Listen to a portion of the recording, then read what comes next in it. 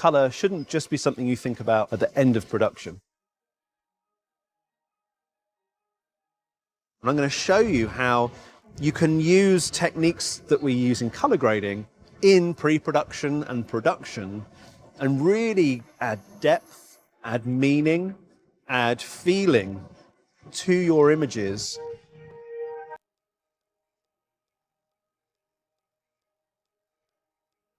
You're essentially colour grading in real life.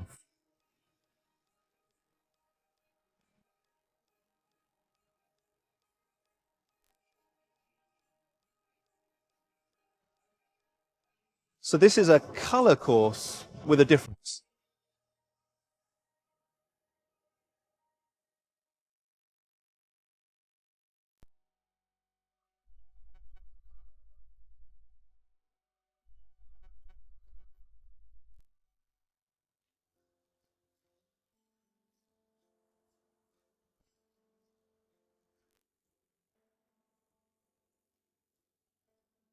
Woke up this morning with the sunrise in my eyes,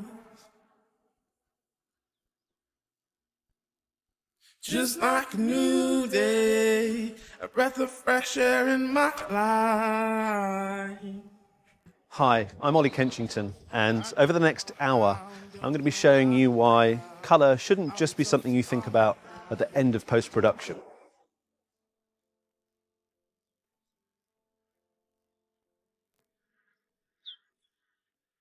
We've come to this incredible location down on the south coast of England for a commercial shoot.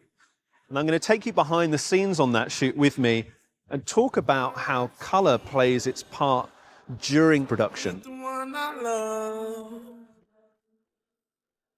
And I'm going to show you how you can use techniques that we use in colour grading in pre-production and production and really add depth, add meaning, add feeling to your images so that it's not just something we think about casually at the end. You're essentially colour grading in real life. So this is a colour course with a difference. I don't know how and don't know why, but I'll be toasting all my life.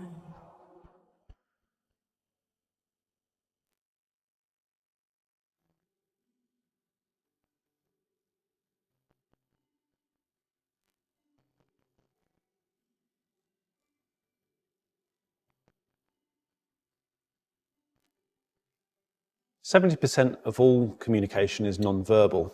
What do we do in film to convey story that doesn't rely on dialogue? Well, lighting plays a massive part. Set design, general art direction, your wardrobe. You don't have to be a filmmaker to understand how these things impact you, because as a viewer, you're saturated with these images day in, day out. And it's not just film, it's graphic design as well, it's photography. These things are all around us every day, and so the visual language is established and it's rich. And if you can understand how you can use those cues yourself and start to embed them into your film, then you can start to really make the most of your image and the subtlety that you can convey without having to rely on dialogue or text or whatever it might be. These are subtle things that are in the kind of the background there, working their way into your viewer's subconscious, which is, you know, a very powerful way of eliciting emotions or feelings about a certain subject.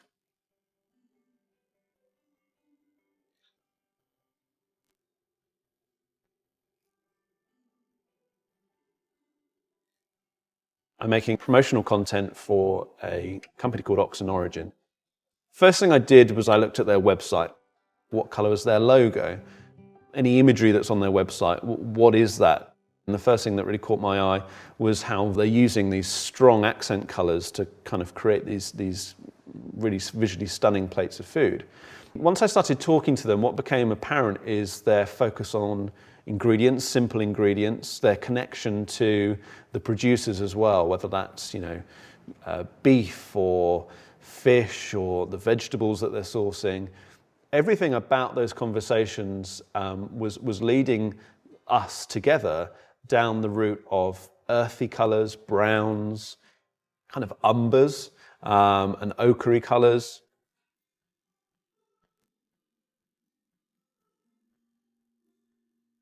We've got butternut squash, we've got praline over here, we've got a lot of blood orange, bottles of oil. Anything that kind of falls within our colour palette we've placed in the scene and we're using blow torches and trying to bring out as many warm colours as we can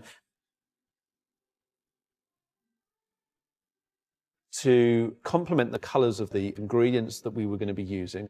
I knew I wanted a kind of an additional level. They actually gave me access to the place where they buy all their aprons and allowed me to choose aprons that would go with this production.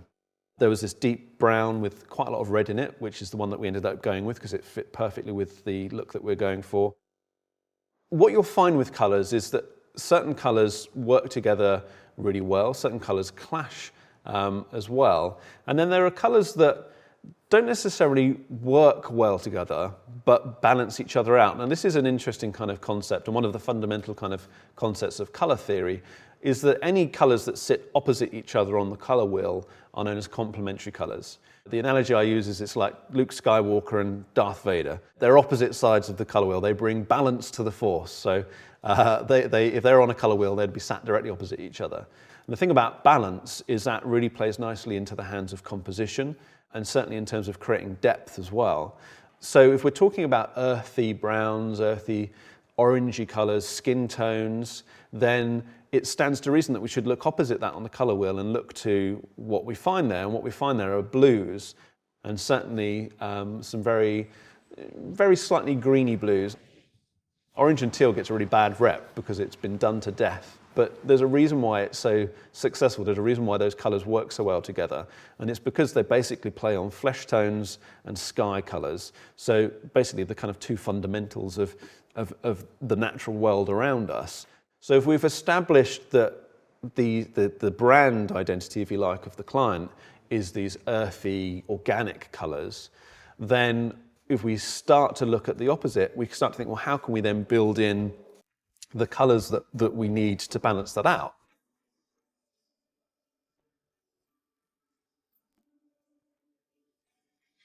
After looking at countless, I mean, literally probably 20, 30 different locations, I came across one that was down in Cornwall, right on the beach, the sea views and the sky outside the big windows. That was the final part of the jigsaw for me in terms of the pre-planning stages of this film. There was the colour balance that I was looking for.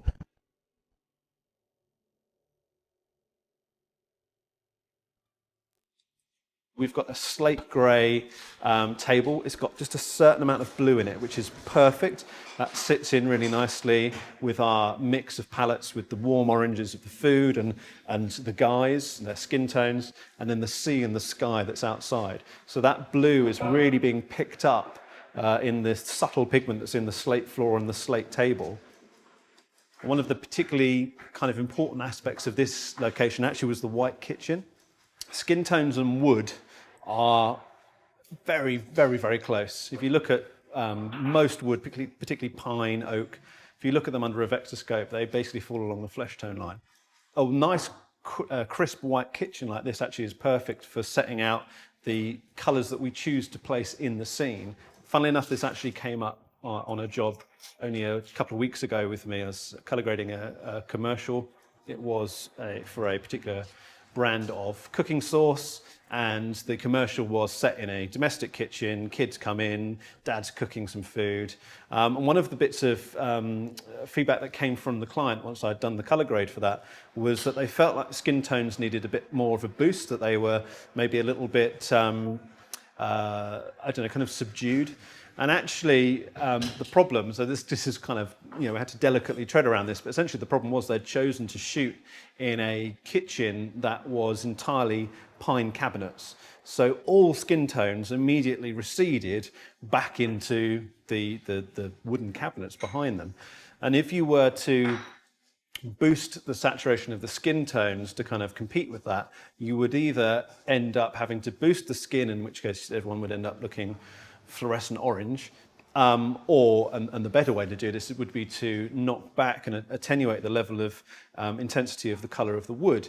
But then what you end up with is an incredibly drab-looking kitchen, and the scene just doesn't kind of pop. You lose that contrast. And I guess that's kind of the wider point for this entire course, is not having to really force a look or force colours into your image. For us, we had everything we needed. We had the natural colour palette of our landscape around us, of the building that we're in and the wall behind us. We had the whites and the crisp greys from the kitchen around us. We had the colours in the aprons, skin colours, even the beanie hat that Mike was wearing, which fell perfectly into our range of colours. It all added those accent colours and that balance to the shot that we were trying to achieve.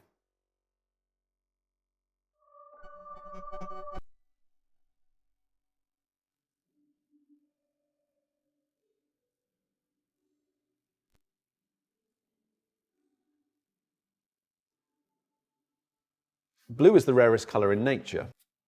I know the sky is blue, but in terms of flora and fauna, blue is the rarest colour. It's actually something that we're not very good at perceiving. Only 1% of the cones in our eye that are responsible for perceiving colour information are assigned to the short wavelength of light, so the blue wavelengths of light. It's the rarest colour in nature, which means we haven't evolved needing to really pay much attention to it. And in fact, quite the opposite, because it surrounds us in terms of the sky, it's almost like background noise. So we actually have tuned it out because, well, we can't eat the sky. We certainly can't procreate with the sky. So from an evolutionary point of view, it's not a necessity for us. It doesn't, life or death doesn't hang on us perceiving that colour. Conversely, greens do, and particularly in terms of contrast sensitivity within greens. So the number of shades of green that we can see, that's massive, absolutely huge. We predominantly are most sensitive in that area. And again, it stands to reason if we are over an evolutionary scale, if we're, searching for food or running away from predators in a jungle environment, being more sensitive to those greens gives us the ability to be more sensitive to shifts in contrast and therefore more sensitive to movement in those areas.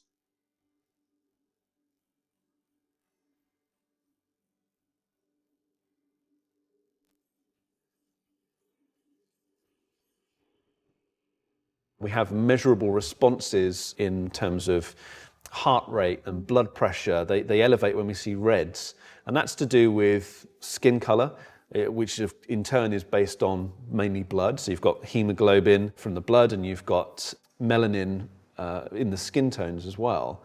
So that's giving you, again, this zone of colours which we're responding to, which are based around skin, being able to recognise your fellow man, your fight or flight responses built into that, and of course blood and the danger that comes with that. So we have these responses to colours that are ingrained in our DNA.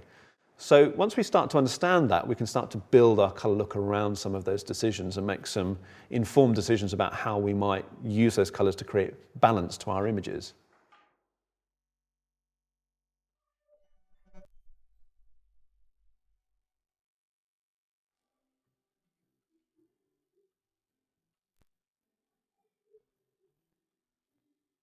One of the first things that we do once we've got gear out, rigged and prepped is actually set up just a quick little DIT station. Nothing fancy, not a proper DIT station at all, but this is the monitor that we're going to be using during production anyway.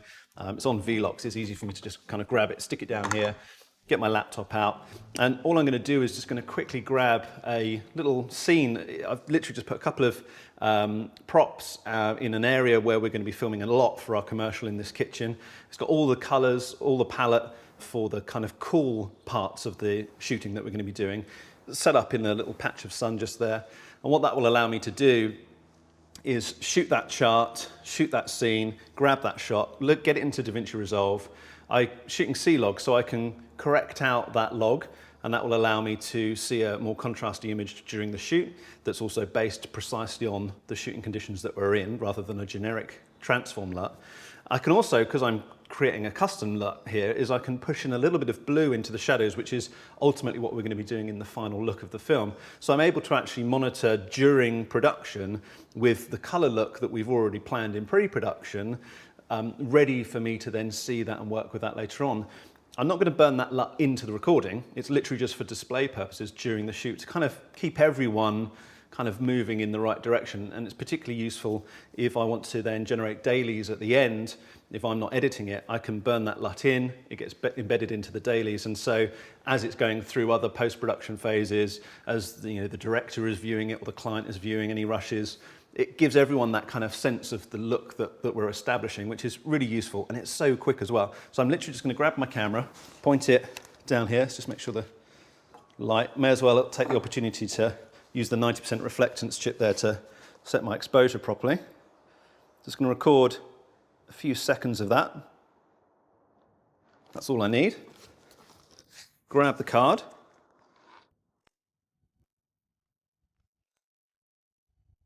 Let's pop that in here. Launch Resolve.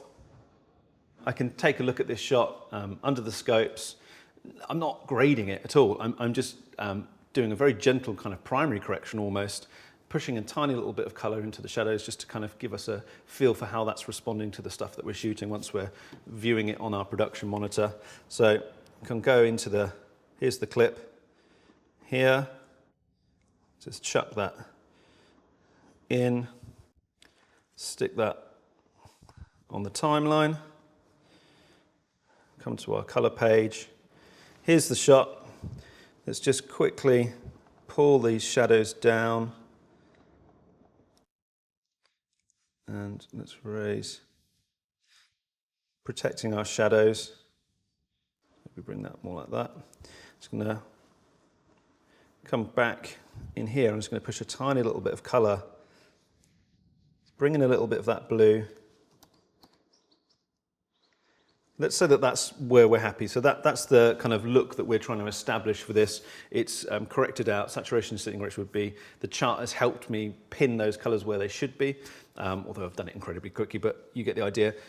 About 5 minutes work and you've got a custom LUT which is based on the gamma curve that you're using, the situation you're in, the lighting you're in, the colors of the props that you're using, the location that you're using. I can even have the freedom to push in a little bit of a custom color vibe into the image as well, which is indicative of where we're going to be heading later on.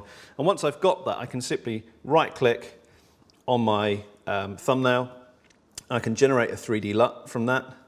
I'm just going to stick that onto the SSD for the Sumo. Let's save that as Ox Origin Kitchen. I can produce as many of these. It's such a quick process. I can produce as many of these at once. So I might do one in the kitchen, maybe some wider stuff for the whole room, definitely one for the sea and the sky where we're getting those blues in, possibly one down the beach. So this is the kind of the 3 or 4 main areas where I'm going to be shooting for the commercial. So I could just grab those 3 or 4 shots, repeat this process. I can load them into the Sumo for our main sort of production monitor. I can also load them up into the Atomos Shoguns or Infernos that we're using on our various different cameras. And that just allows us to kind of have consistency across all of the shoots. And of course, if we've calibrated those monitors, which we would have done as well, then we should have accurate, repeatable colors across all of the different various devices we're using to monitor. If I just save that LUT, eject that drive, stick that into the Sumo, and then I can just load that up as a custom look. Let's load that in from a file. There it is. I can see the LUT there. Load that up. Job done. So now everything that we send to that production monitor in this kitchen scene, we can check it against that LUT I've just produced and make sure that everything is falling comfortably into the look and the feel and the tone that we've decided to establish into this kitchen scene and the wider film.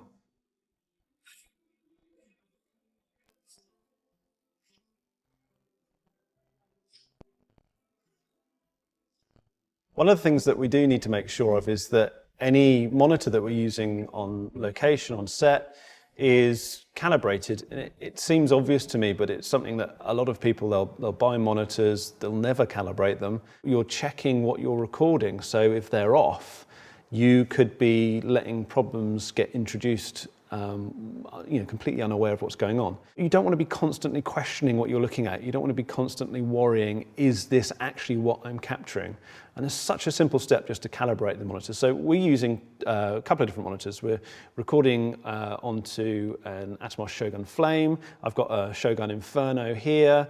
I've got a Atomos Sumo 19M up on a C-stand just next to the camera so I can see myself, and we can make adjustments to the background if need be. So, and we were using the same equipment yesterday during our commercial shoot. So we rely on these monitors all the time, and so it just stands to reason to make sure that they're accurate as can be. So I'm just going to show you just very simply what that entails, and hopefully you'll realise just how simple it is and just how easy this process is. On my computer, I'm just going to launch the Atomos Calibrator, just a free piece of software from Atomos's website. I'm going to click detect. It's going to detect that the Shogun is connected to it. There are two choices. There's the native brightness, which is fine if you're just doing an individual monitor. There's also a matched setting. So if you've got multiple monitors on set and you want to make sure that they're all equally bright, then you can make sure that the brightness is matched across them. In this case, native is fine. And then there's the color temperature. You want that set to D65 unless you live in, I believe it's Japan, where the white point is different. But D65 is the white point that you almost certainly want to use. All I then do is just choose calibrate. What it's going to do is it's going to run a test pattern on the Shogun Inferno. It'll be flashing up various different colors, saturated, primary, secondaries. It'll then go through various different graduations from black to white, and it'll be using that information to check the accuracy of the monitor. And what it's actually doing is it's building a display LUT basically to iron out any inefficiencies in the monitor, and it will then basically push those colors and contrast ranges where they should be. It updates the calibration data, so this is now sending this display LUT across to the monitor, and there you go, done. So incredibly simple. What was that, 30 seconds? So that exact same process can be performed on our Sumo. We have an Atomos Sumo 19M that we're using, it's just hooked up to a C-stand. We're powering that from VLOX. We can move that around quite easily, and I can use that to check, and we can make decisions on our background and lighting. So we're using that again, and we used that really heavily during our commercial shoot yesterday as well. It's exactly the same process. It's the same probe, it's the same software essentially. You're just literally plopping it onto the Sumo and doing the same process to allow it to calibrate, send a test pattern across, calibrate it, and then load up a display LUT to make sure that all of the colors are accurate and contrast is accurate. So the Sumo, the Shogun Flame, which is on the camera, the Inferno here, all of them can be calibrated, and that's just part of my prep. It's just part of what we would do night before a shoot. You're charging batteries, you're initializing media, you're prepping your rig, you're cleaning lenses, you're calibrating your monitors. It's just part of the standard procedure to make sure that color is consistent on set as it goes through that production pipeline. We can keep a really close eye on everything and make sure that things are moving in the direction that we want them to be moving in.